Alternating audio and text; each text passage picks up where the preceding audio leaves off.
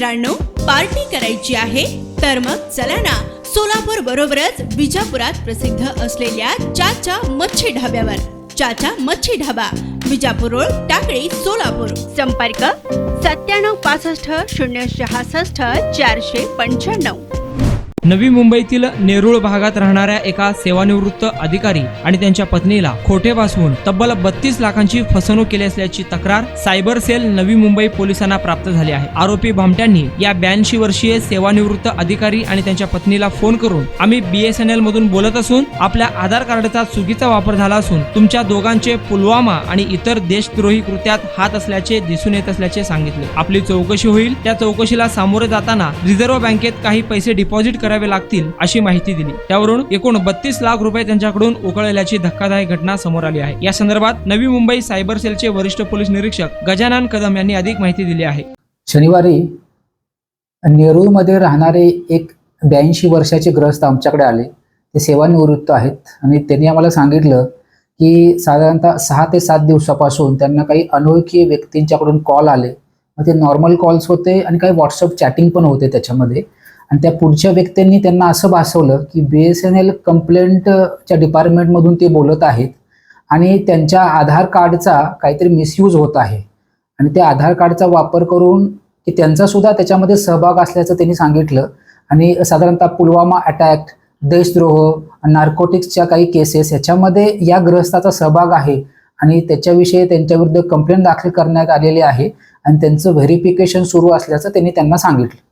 त्यानंतर पुढची स्टेप त्यांना सांगितलं की तुमचं व्हेरिफिकेशन सुरू आहे, त्यासाठी तुम्हाला रिझर्व्ह बँकेमध्ये काही पैसे ठेवावे लागतील आणि रिझर्व्ह बँकेकडून त्यानंतर नार्कोटिक्स डिपार्टमेंटकडून सुद्धा तुमची चौकशी होणार आहे आणि चौकशी झाल्यानंतर तुमच्याकडून जे पैसे घेतले जाणार आहेत ते तुम्हाला परत मिळणार आहेत आणि त्याच्यामध्ये त्यांच्या मिसेसचा सुद्धा सहभाग आहे असं त्यांना भासवलं. त्यामुळे ते प्रचंड घाबरले आणि त्यांनी साधारणतः 4 टप्प्यामध्ये 32 लाख रुपये ते जे फ्रॉस्टर होते की त्यांच्या सांगण्यावरून 4 वेगवेगळ्या बँक अकाउंटला ऑनलाईन ट्रान्सफर केले. मग अशा पद्धतीनं साधारण त्यांची 32 लाख रुपये फसवणूक झाली आणि यानंतर सुद्धा त्यांना आणखीन पैसे मागण्यात आले. त्यावेळेला त्यांच्या लक्षात आलं की आपली फसवणूक झालेली आहे आणि मग ते लगेच त्यांच्या नातेवाईकांना घेऊन ते आमच्या पोलीस स्टेशनला आणले. त्यांच्याकडे प्राथमिक चौकशी केल्यानंतर आम्ही तात्काळ CR नंबर 65 IT ॲक्ट फोर्जरीची कलम, चिटिंगची कलमे लावून आम्ही दाखल केलेला आहे आणि त्याच्यामध्ये बरेचसे बँक अकाउंट आम्ही फ्रीज केलेले आहेत आणि टेक्निकल तपासावरून आम्ही लवकरच त्यातील आरोपींचा शोध घेत आहोत. जर बघायला गेलं तर तसं या फिर्यादीचा त्याच्यामध्ये काही संबंध नाहीये. हे सेवानिवृत्त आहेत आणि वयस्कर आहेत. ते आणि त्यांची पत्नी असे दोघे मिळूनच या ठिकाणी नेरूळला राहतात.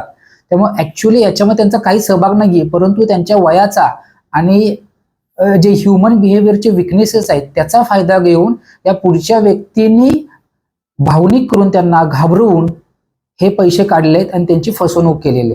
नवी मुंबईतील नागरिकांना माझं असं आव्हान आहे की तुम्हाला कोणत्याही अनोळखी व्यक्तीकडून व्हॉट्सअप कॉल आला, नॉर्मल कॉल आले किंवा टेलिग्रामच्या माध्यमातून व्हिडिओ कॉल किंवा मग व्हॉट्सअप व्हिडिओ कॉल आले तर त्या अनोळखी विस्मावरती विश्वास ठेवू नका.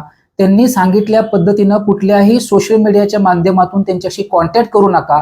त्यांनी पैशाची मागणी केल्यास ते वेगवेगळ्या स्कीम्स सांगतील किंवा कोणत्या तरी लालूच दाखवतील, लवकर तुमचा पैसा कसा वाढेल याच्याविषयी काही स्कीम सांगतील किंवा तुम्हाला कोणत्याही प्रकारची भीती घालतील, पोलीस असल्याचं भासवतील किंवा पोलिसांचे खोटे आय कार्ड सुद्धा तयार करून तुम्हाला भासवतील किंवा काही राजकीय नेत्यांना अटक केलेली आहे, तुम्हालाही अटक करण्यात आलं आहे अशी भीती दाखवेल. अशा कोणत्याही प्रकारच्या भीतीला किंवा आमिषाला बळी पडू नये आणि कुठल्या प्रकारची आपली माहिती सांगू नये, कुठलेही ॲप डाउनलोड करू नये, कुठल्या लिंकवरती क्लिक करू नये.